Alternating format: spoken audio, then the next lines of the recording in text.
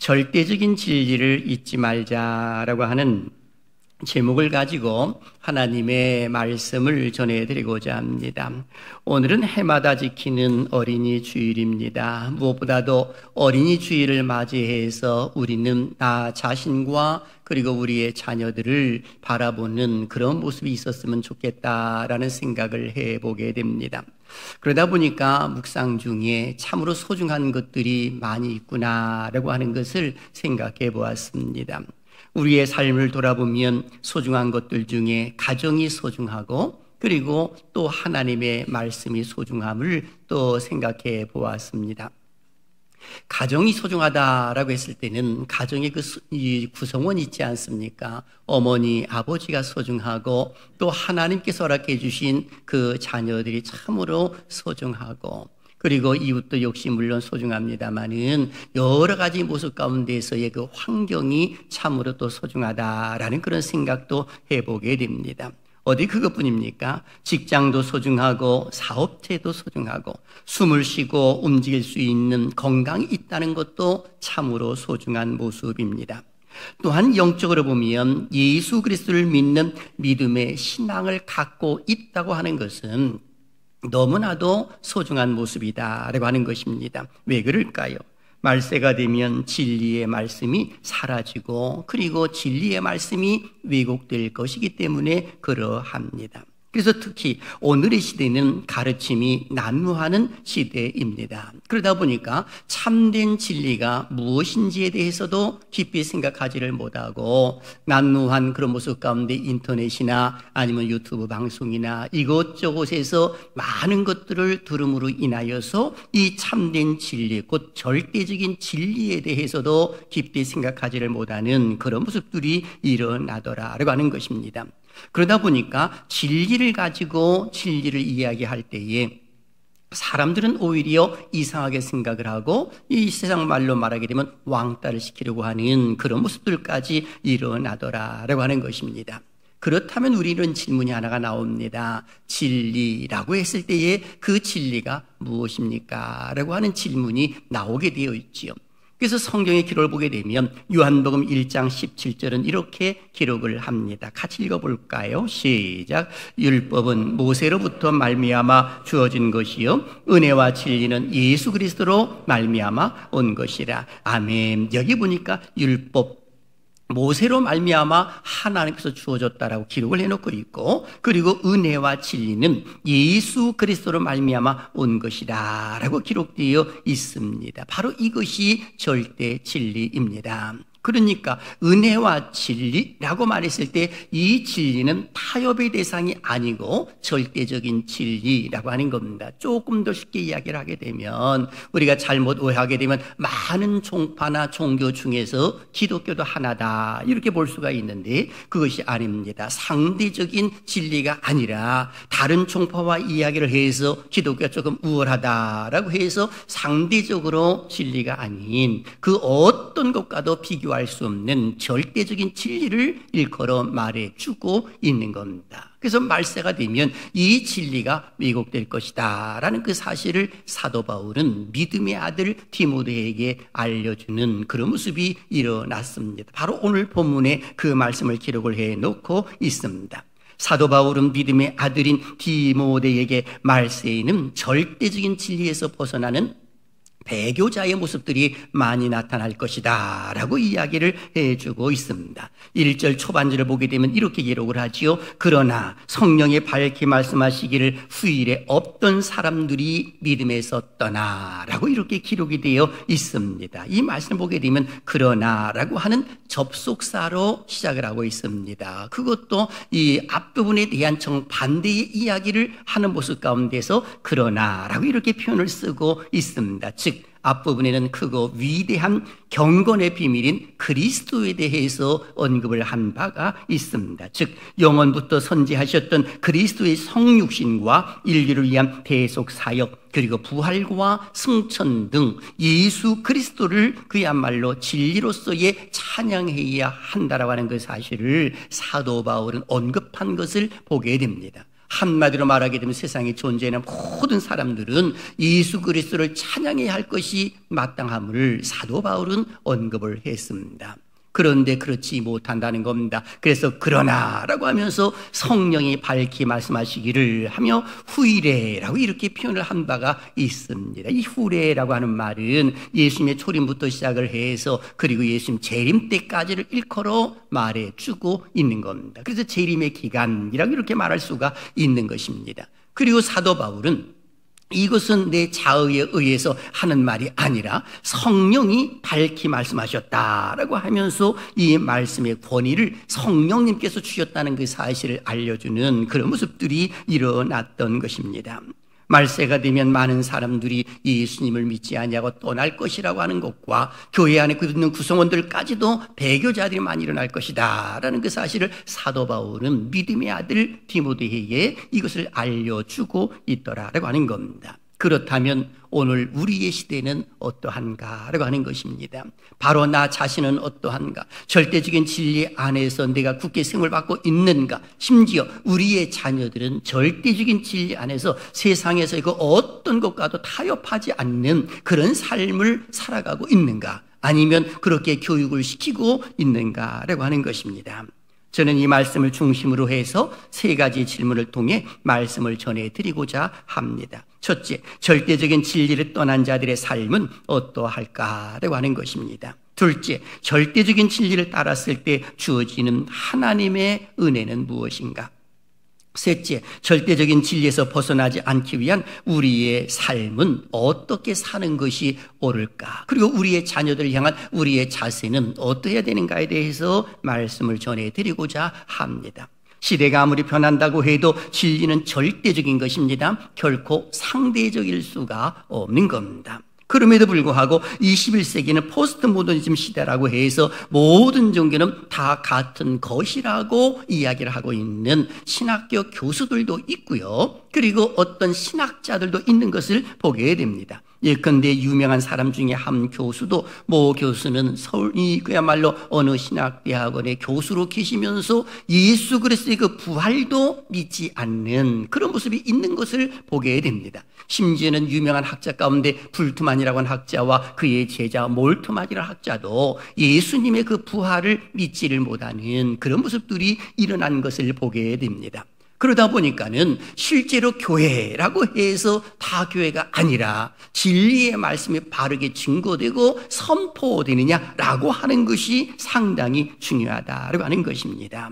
그렇다면 왜 사람들은 이러한 같은 사실을 믿지를 못하는 것일까라고 하는 것입니다. 그것은 다른 것이 아니라 성령의 조명이 없어서 그런 거예요. 그래서 사도 바울은 오늘 성경에서 말하잖아요. 성령이 밝히 말씀하시기를 이렇게 기록을 해 놓은 겁니다. 성령님에 의해서 믿어지는 그런 모습이 나오는 것이죠. 그런데 예수를 믿지 아니하니 이 성령의 인도하심을 받을 수가 없음으로 인하여서 예수님의 그 부활과 그리고 또 다시금 재림하신다는 그 사실도 믿어지지가 않는 겁니다. 그래서 성령의 임재와 그리고 예수 그리스도를 구주로 고백하는 것은 동시다발적인 것입니다. 어떤 것이 우선이 되고 어떤 것이 나중에 되는 것이 아니라 동시적으로 일어난다라고 볼 수가 있는 겁니다. 그래서 말세에 이와 같은 일이 일어날 것이기 때문에 사도 바울은 지금 로마의 감옥에 갇혀 있으면서 이 사랑하는 믿음의 아들 디모데에게 편지를 쓰게 된 겁니다. 시기적으로 보게 되면 AD 65년경 그는 로마의 감옥에서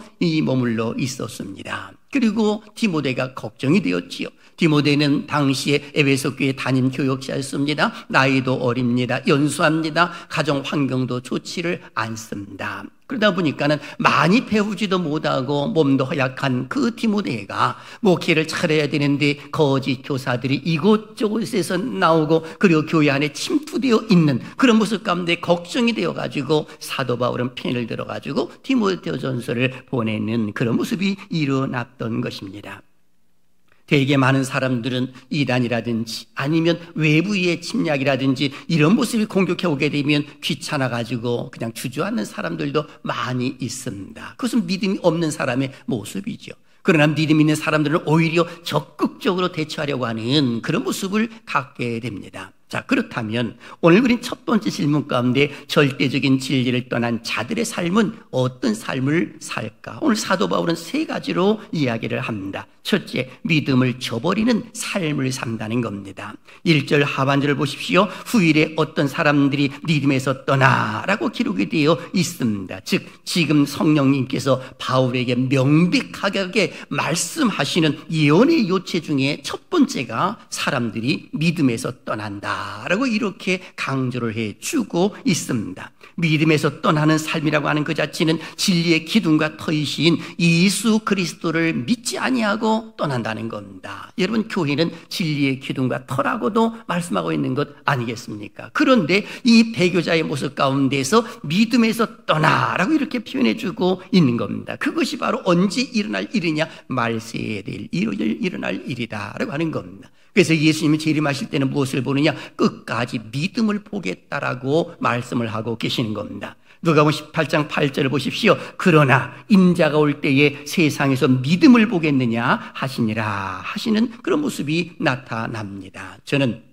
우리 사랑하시는 여러분들이 믿음 위에 믿음을, 은혜 위에 은혜를, 그리고 우리의 자녀들도 믿음 위에 믿음을, 은혜 위에 은혜가 넘치시기를 주님의 이름으로 축원합니다. 그리고 두 번째는 하나님을 대적하는 영을 따르는 삶을 삽니다. 이것이 절대적인 진리를 떠난 자들의 삶이에요. 그러니까 지금 성령으로 인하여서 예언의 요체 두 번째는 하나님을 대적하는 영을 따른다는 겁니다. 하나님을 따라야 할 사람들이 하나님을 따르지 않는다는 것이죠. 그래서 1절 하반절에서도 미혹하는 영과 귀신의 가르침을 따르리라 하셨으니 라고 기록하고 있습니다. 여기 미혹하는 영 그리고 귀신의 가르침 이렇게 기록되어 있거든요. 미혹이라고 하는 말은 여러분, 낚시꾼이 이 낚싯바늘에다가 지렁이를 딱 걸어놓고 물에다가 탁 던져놓는 것이거든요. 그러면은 이 물고기가 먹이가 있구나라고 해서 그걸 확 물어버리는 겁니다. 물어버리는 그 순간에 이 낚시꾼에게 탁 낚이는 거죠. 이것이 바로 미혹이에요. 그런데 진리의 말씀에서 벗어나도록 지금도 끊임없이 마귀, 사탄, 더러운 귀신들은 기독교인이라 하더라도 무너뜨리려고 하고 심지어는 베드로까지도 무너뜨리려고 그야말로 밀가루 타는 그런 모습들도 일어났다고 성경 기록하고 있는 것 아니겠습니까? 그러다 보니까 사람들이 절대적인 진리의 가르침을 받지 아니하고 귀신의 가르침을 따르는 그런 모습들이 일어나는 겁니다. 얼마나 어리석은 행동을 하는 것입니까?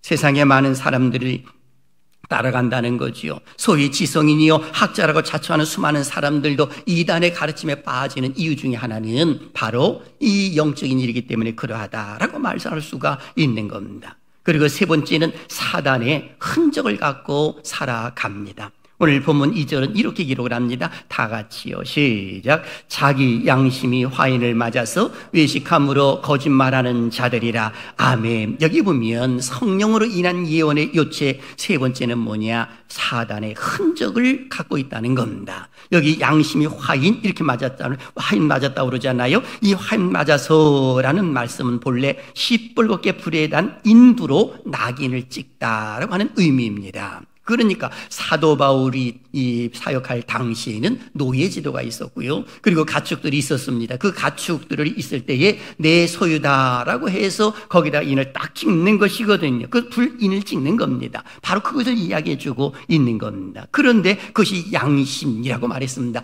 양심의 화인을 맞았다라고 말합니다. 하나님께서 모든 사람들에게 이 양심을 주어서 선한 양심을 갖고 있음으로 인하여 부끄럼도 아닌 그런 모습들도 실제로 있는 것인데, 이 양심의 화인을 맞게 되면 이 자기의 잘못을 잘못으로 알지를 못하고 인지를 못하는 특징이 하나가 있습니다. 그러다 보니까는 이 사단의 흔적이 그대로 나타남으로 인하여서 두 가지를 이야기해주고 있는 것입니다. 첫째는 바로 외식함, 그리고 두 번째는 거짓말하는 자라고 하는 겁니다. 그래서 외식과 거짓말하는 것은 그야말로 이 사단에 속해 있다고 하는 그런 흔적을 그대로 보여주고 있는 겁니다. 그런데 외식하는 것에 대한 죄책도 없고, 그리고 거짓말하는 것에 대한 죄책감도 전혀 없습니다. 설령 이단에 빠져있는 우리의 자녀나 아니면 우리 주변 사람들이 있다고 한번 생각해 보십시오. 그분들이 얼마나 거짓말을 잘하는가를 아마 경험해 보신 분들은 아실 겁니다. 목회자에게도 거짓말을 합니다. 부모에게도 거짓말을 합니다. 이 다른 데서 공부를 하고 있음에도 불구하고 안 한다라고 말하지요. 벌써 사단의 흔적을 갖고 있다고 하는 것을 본인들을 깨닫지를 못하는, 이유는 뭐냐? 양심의 화인을 맞았기 때문에 그런 겁니다. 그래서 사도 바울은 말세는 이런 일들이 날 것인데 나는 오히려 예수 그리스도의 그 흔적을 가졌다라고 갈라디아서 6장 17절에서 이야기를 합니다. 이후로는 누구든지 나를 괴롭게 하지 말라. 내가 내 몸에 예수의 흔적을 지니고 있노라 라고 하면서 그 흔적을 스티그마라고 표현하는 것인데, 자기 몸의 상처가 예수 그리스도의 상처라고 하는 것을 자랑스럽게 여기는 그런 모습이 일어났던 겁니다. 40에서 하나 감한매를 5번이나 맞고 모진 그 위험 속에서도 하나님께서 그를 건져주셨다는 그 사실을 그는 고백하고 있는 모습이 아니겠습니까? 많은 어려움이 있었음을 알려주고 있는 겁니다. 중요한 것은 사단이 흔적을 갖고 살아가는 사람들은 양심의 화인을 맞았다라고 이렇게 말할 수가 있는 겁니다. 그렇습니다. 사도 바울은 말세에 되어져야 할 일들에 대해서 성령님께서 친히 말씀하신 그 예언의 요체 3가지를 말한 것입니다. 첫째, 믿음을 저버리는 삶이요. 두 번째, 하나님을 대적하는 영을 따르는 삶이요. 세 번째는 사단의 흔적을 갖고 살아간다라고 이렇게 말하고 있는 겁니다. 사도 바울이 믿음의 아들 디모데에게 이렇게 강조하는 이유가 뭘까요? 사도 바울이 친히 경험했기 때문에 그런 것이거든요. 그도 실제로는 예수 그리스도를 믿기 이전에, 예수님을 만나기 이전에는 유대교에 열심히 있었던 사람으로 예수님을 믿는 사람들을 잡아가지고 감옥에 가두고 심지어는 스데반이 죽는 일에 가편을 던졌던 사람이 바로 사도 바울, 사울이라고 하는 청년이었습니다. 사도행전 9장을 보게 되면 다메섹 도상으로 가는 도중에 부활의 주님을 만납니다. 사울아 사울아 네가 어찌하여 나를 핍박하느냐. 즉 예수님을 믿는 사람들을 핍박하는 그 모습 가운데 예수님은 그들의 아픔과 핍박이 예수님을 핍박하는 것으로 그대로 보고 계신다는 그 사실을 알려주고 있습니다. 거기서 사도 바울은 꼬꾸라짐으로 인하여서 이제는 이 복음을 전하는 선교사로 쓰임을 받는 그런 모습이 있는 것 아니겠습니까? 1차, 2차, 3차 선교여행을 떠나며 죽는 그 순간까지 오직 복음만을 위해서 살았던 사람이 누구냐? 바로 사도 바울이었습니다. 그래서 그 사도 바울은 사랑하는 믿음의 아들 디모데에게 어떻게 하든지 간에 이 말세에 이런 일이 일어날 것이기 때문에 너는 경계를 하고 그리고 준비를 잘하고 있으라 라고 해서 메시지를 보내는 그런 모습들이 일어났던 것입니다. 그렇다면 오늘 우리는 두 번째 질문을 해봅니다. 절대적인 진리를 따랐을 때 주어지는 은혜는 과연 무엇일까라고 하는 겁니다.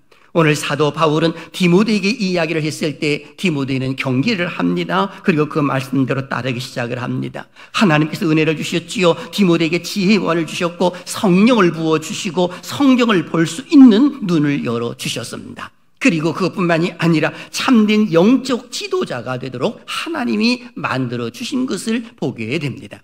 심지어는 디모데전서 4장 6절에 사도 바울은 이런 권면까지도 했습니다. 다 같이요. 시작. 내가 이것으로 형제를 깨우치면 그리스도 예수의 좋은 일꾼이 되어 믿음의 말씀과 내가 따르는 좋은 교훈으로 양육을 받으리라. 아멘. 여기 이 말씀 보게 되면 거짓 교사들의 그릇된 가르침을 경계했던 것에 대해서 올바른 대처 방법을 이야기를 해주고 있는 것인데, 이것으로 형제를 깨우치라. 즉 절대적인 진리의 말씀으로 그들을 깨우쳐라. 조금 쉽게 이야기하게 되면 그야말로 이 지도자들은 성도들을 바르게 양육해야 할 것임을 말씀해주고 있음과 동시에 어버이들이 우리의 자녀들을 절대적인 진리로 방어 태세를 가져라, 이렇게 말할 수가 있는 겁니다. 좀 더 쉽게 말하게 되면 외부의 환경이 자꾸만 우리의 자녀들 넘어뜨리려고 틈타고 있고 접근하고 있고 끊임없이 다가오고 있는데, 그것을 가만히 있는 것이 아니라 무섭고 두려워가지고 움츠리고 있는 것이 아니라 오히려 적극적으로 절대적인 진리의 말씀으로 본인이 바르게 서고 자녀들을 양육하라, 이렇게 말할 수가 있는 겁니다. 적극적으로 나서라, 이렇게 말할 수가 있는 것입니다. 물론 이단의 가르침은 신기한 모습이 많아요. 그러다 보니까 사람들이 쏙 빠지는 경우가 있거든요. 신기한 거 별로 없습니다. 좋아할 일도 전혀 없는 거죠.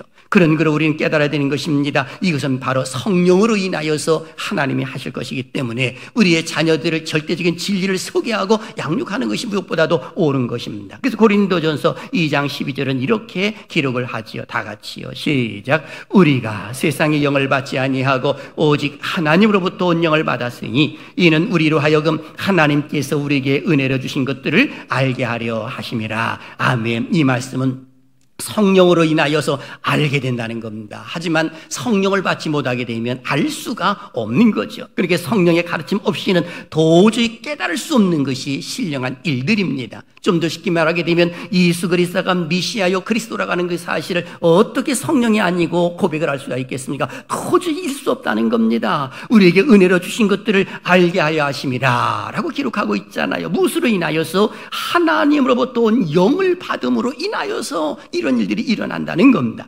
하나님으로부터 온 영을 받게 되면 교회를 생각하게 되고요, 그리고 하나님이 기뻐하시는 그 일들을 자꾸 이루려고 노력을 합니다. 물론 장애물도 있지요, 방해꾼도 있지요, 욕심을 부리는 사람들 때문에 시험 당할 수도 있는 겁니다. 그러나 그것 때문에 넘어질 이유는 전혀 없는 것입니다. 왜요? 성령님께서 벌써 내게 밝게 보여준 것이 있기 때문에, 그런 것들을 능히 넘을 수 있는 은혜를 하나님이 주시기 때문에 그런 것입니다. 그런 거로 이제 우리들도 생각해야 되는 것입니다. 말세가 될수록 미혹하는 영과 귀신들의 그 가르침을 우리가 잘 분별을 해서 우리의 자녀들을 바른 길로 가도록 이끄는 것이 옳다라고 하는 겁니다. 자, 그렇다면 이제 오늘 우리는 어떤 자세를 가지고 절대적인 진리를 고수하고 우리의 자녀들을 양육해야 되는가라고 하는 것입니다. 어떤 자세로 살아야 할까요? 두 가지입니다. 첫째, 자녀들을 말씀으로 잘 양육하자라고 하는 겁니다. 여러분, 우리의 자녀들을 무엇으로 양육하느냐라고 하는 것은 중요한 것입니다. 하나님의 말씀이 아닌 다른 것으로 양육하려고 하는 사람들도 참 많은 것을 보게 됩니다. 하나님의 말씀을 보는 것을 기뻐하고 즐거워야 되는 것인데, 오히려 세상적인 것에 많은 관심을 갖고 있는 그 모습 가운데서 기뻐하고 박수를 쳐주는 어버이들도 가끔은 있는 것 같습니다. 안 되죠. 그것이 아니라 오히려 진리의 말씀으로 양육하려고 노력하는 것이 옳습니다. 그것도 어려서부터 말입니다. 왜 그럴까요? 디모데가 바로 그렇게 성장을 했거든요. 디모데 후서 3장 15절을 보십시오. 이렇게 기록합니다. 또 어려서부터 성경을 알았나니 성경은 능히 너로 하여금 그리스도 예수 안에 있는 믿음으로 말미암아 구원에 이르는 지혜가 있게 하느니라 라고 기록이 되어 있습니다. 절대적인 진리 안에 머물도록 해야 하는 이유 중에 하나가 뭐냐라고 했을 때에 성경 속에 다 들어가 있습니다. 그것도 구원에 이르는 지혜도 알게 만드시는 것이 바로 성경 속에 들어가 있다는 겁니다. 그런데 디모데는 어려서부터 그의 외조모 로이스와 어머니 유니게로부터 이 말씀을 잘 들은 것이거든요. 그래서 사도 바울은 이것을 극찬하고 있는 것입니다. 어려서부터 성경을 알았나니 하면서 그리스도 예수 안에 있는 믿음으로 말미암아 구원에 이르는 지혜가 있게 하느니라 라고 기록되어 있는 겁니다. 다른 것 가지고는 안 된다는 것이죠. 오직 하나님의 말씀을 통해서만이 이 구원받고 거기에 지혜가 있다는 겁니다. 그래서 성경을 읽다 보면은요, 사람의 가치관이 바뀌는 거예요. 그래서 우리 장로교의 특징 가운데 하나는 하나님 말씀 중심이잖아요. 이 말씀 중심이다 보니까 우리의 자녀들의 이 말씀을 통해 가지고 이 지혜가 생김으로 인하여서 그 뭔가 다른 그런 모습들이 분명히 있게 되더라라고 하는 겁니다. 그러다 보니까 성경을 읽다 보면 사람들의 가치관이 바뀌는 겁니다. 어떤 가치관이요? 하나님을 바라보는 가치관으로 바뀌는 겁니다. 그래서 우리가 사무엘상 17장을 보게 되면 이 다윗과 골리앗의 싸움 속에 그 가치관이 드러납니다. 다윗의 가치관과 골리앗의 가치관입니다. 다윗의 가치관은 그야말로 하나님이 기뻐하시는 가치관이요, 골리앗의 가치관은 세상의 가치관입니다.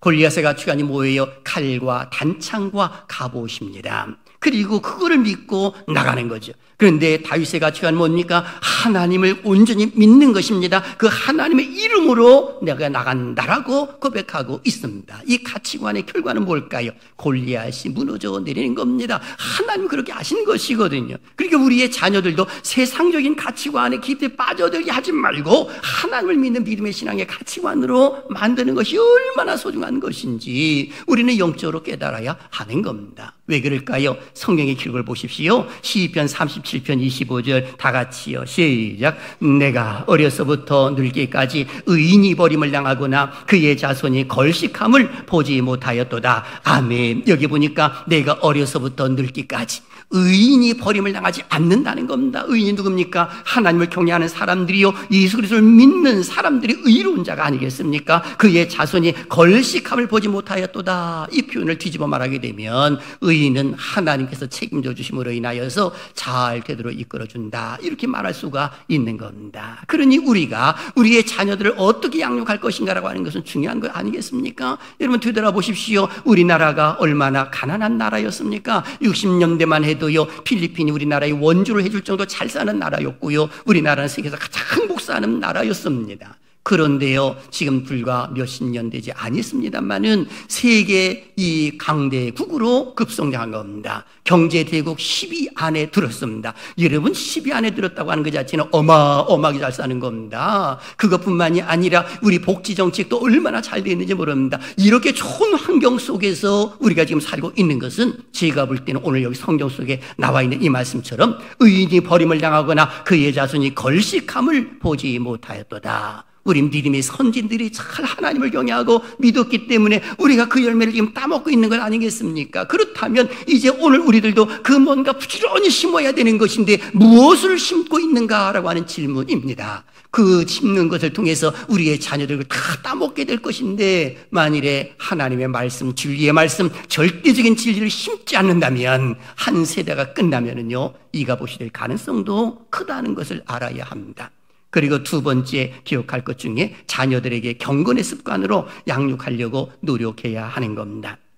왜 그럴까요? 사도 바울은 디모데에게 디모데전서 4장 8절 이렇게 강조한 바가 있습니다. 다 같이요, 시작. 육체의 연단은 약간의 유익이 있으나 경건은 범사에 유익하니 금생과 내생의 약속이 있느니라. 아멘. 이 말씀을 오해하지 말아야 합니다. 육체의 연단 중요한 것이죠. 이것도 참 중요한 겁니다. 보잘것 없다고 하는 말이 아니지요. 육체의 연단, 즉 훈련이라고 말할 수 있는 것인데, 육체의 연단을 하게 되면 건강 얻을 수 있고요, 건강 육체 가운데 정신도 맑아질 수가 있는 겁니다. 이것은 유익이 있습니다. 그런데 약간의 유익이라고 말합니다. 경건에 비하게 되면 아무것도 아니라는 것이죠. 그런데 이 경건은 범사에 유익한데 금생과 내생의 약속이 있느니라. 이 땅에서 뿐만이 아니라 죽어서도 천국에 가서도 약속이 있는 것이 바로 경건이라고 이렇게 말할 수가 있는 것입니다. 그러니 실제로 육체의 훈련을 하면서 어떤 경기에 임하려고 하는 사람은 훈련을 부지런히 하잖아요. 훈련하다가 급제는 죽기까지도 합니다. 왜 그렇게 훈련을 열심히 합니까? 저 면류관을 따려고, 금메달을 따려고, 아니면 상금을 받으려고 부지런히 육체의 훈련을 가는 것입니다. 그렇다면 오늘 기독교인들은 경건하는 이유가 무엇입니까? 금생과 내생의 약속이 있다는 겁니다. 그 약속은 천국에 가서의 그 상급과 또 금생의 이 땅의 삶을 살 때에도 하나님 주시는 복이 있다고 하는 것인데, 우리가 이것을 외면할 이유가 전혀 없더라라고 하는 것입니다. 저는 사랑하신 여러분들 모두가 다 우리의 자녀들에게 경건의 습관을 들여주는 은혜가 있기를 주님의 이름으로 축원합니다. 왜 그럴까요? 하나님께서 그걸 기뻐하시기 때문에 그런 거예요. 성경 속에서도 이런 예가 있습니다. 우리가 알고 있는 사무엘과 그리고 엘리, 제사장의 두 아들 홈리와 비나스의 그 아들을 비교해 보면 이 우리가 경건의 연습이 얼마나 중요한가를 알려줍니다.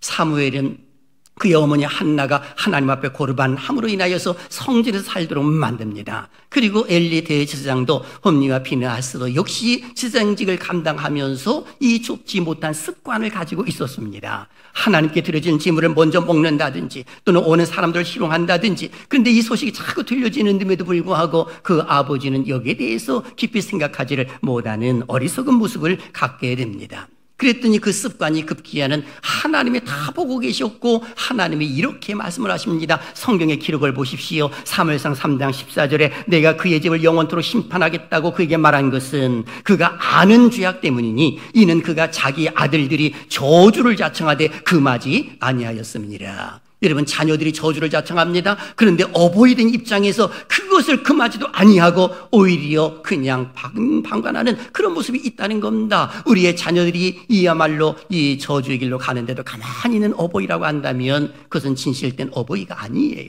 하나님 주신 기업입니다. 자식은 하나님 주신 기업이요, 태울매는 그의 상급인데 하나님 맡겨주신 겁니다. 그렇다면 이 자녀를 하나님께서 맡겨주셨기 때문에 바르게 키워야 할 의무가 어버이에게 있는 겁니다. 그런데 엘리 대제사장은 그렇게 못했습니다. 하지만 이 한나는 그야말로 철마다 때마다 옷을 갖다 지어 입히면서 아들을 지극정성으로 하나님 앞에 내어드리면서 보호해주고 기도해주는 그런 모습이 있었습니다. 어떻게 되었을까요? 성경의 기록을 보십시오. 사무엘상 2장 16절 우리의 자녀들의 모습입니다. 다 같이요. 시작. 아이 사무엘이 점점 자라매 여호와와 사람들에게 은총을 더욱 받더라. 아멘. 그렇습니다. 저는 우리 교회에서 자라는 우리의 자녀들 그리고 사랑하신 여러분들의 자손들이 그야말로 사무엘이 점점 자라고 하나님과 사람들에게 사랑받고 은혜받고 은총받은 것처럼 이렇게 성장하시기를 주님의 이름으로 축원합니다. 그래서 좋은 습관을 심어주는 것이 무엇보다 중요한 것입니다. 언제 심어줘야 되느냐? 많은 학자들은 0세부터 6세까지 그 모든 것들이 형성되기 때문에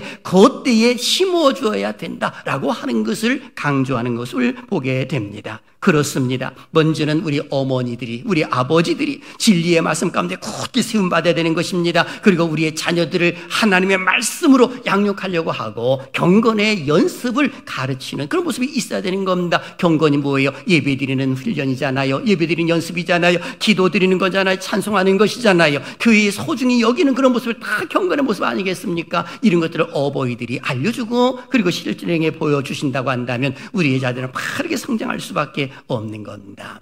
예컨대 엄마의 젖이 좋으면 아이가 잘 크지만 엄마의 젖이 나쁘면 아이가 잘 자라지를 못합니다. 푸른 똥을 싼다든지 아니면 설사를 한다든지 마른다든지 그런 모습이 있는 것처럼 교회에서도 그야말로 영적으로 이 목회자와 그리고 우리 영적인 지도자들이 이 무언가를 잘 깨닫고 하나님의 말씀에 풍족한 모습이 있는 것처럼 우리의 때에 그 목양은 그야말로 살찐 목양지가 될 것이고 우리의 자녀들을 향해서 어머니 아버지가 그런 모습을 가지고 있었을 때 우리의 자녀들은 그야말로 잘 성장할 줄로 믿습니다. 사랑하시는 여러분, 오늘은 어린이 주일입니다. 어린이 주일을 맞이해서 하나님께서 주신 귀한 자녀들, 너무너무 소중한 자녀들입니다. 믿음 안에서 바르게 잘 양육시킴으로 인하여서 하나님께 큰 영광 돌리는 은혜가 있기를 주님의 이름으로 축원합니다.